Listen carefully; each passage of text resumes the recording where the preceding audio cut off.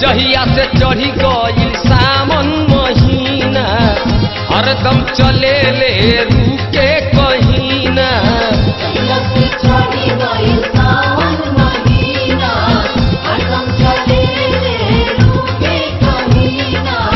माने ना बतिया हो अपना आगे कांवर लेके एने ओने भागे नहीं अइला से हारे ले।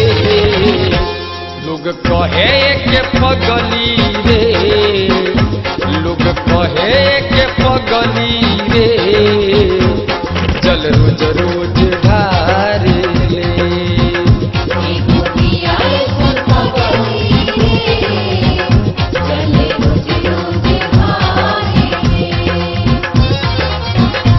लोग कहे के पगली रे, जल रोज रोज ढारे ले।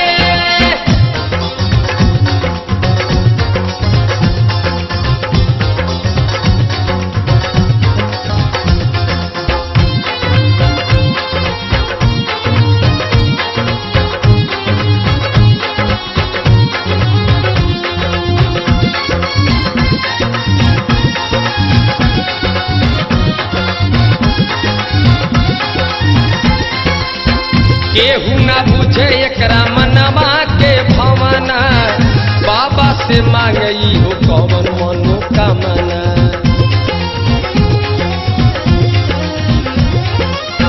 का जाने कैसन करबावे कहानी होला के ऐसन ना देखनी दीवानी, होला के ऐसन ना देखनी दीवानी।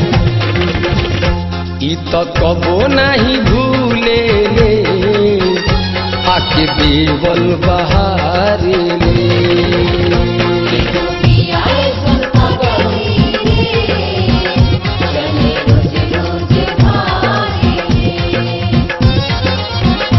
लोग कहे के पगली रे, चल रोज रोज ढारे ले।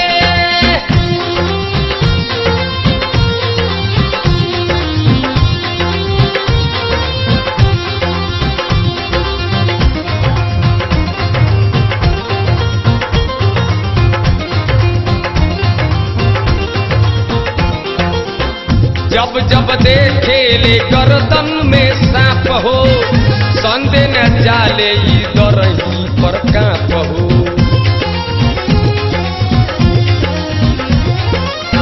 बस बैलवा के कहे हमके मारी लागे चिल्लाए बचाव त्रिपुरारी, लागे चिल्लाए बचाव त्रिपुरारी।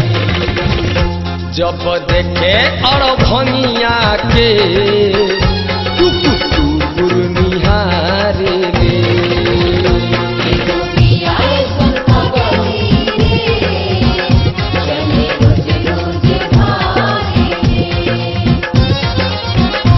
लोग कहे के पगली रे, चल रोज रोज ढारे ले।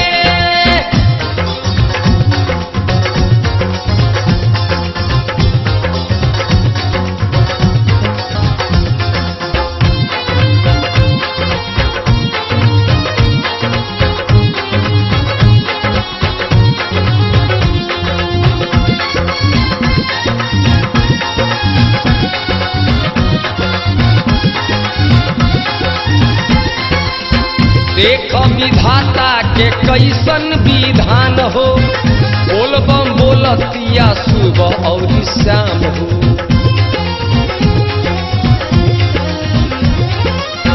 राधे श्याम रसिया अरे धैली हले डगरी, साथे साथे हर केस चल तारे नगरी, साथे साथे हर केस चल तारे नगरी। देख देव घर में झूम झूम के हरदम बोल बम पुकारे ले।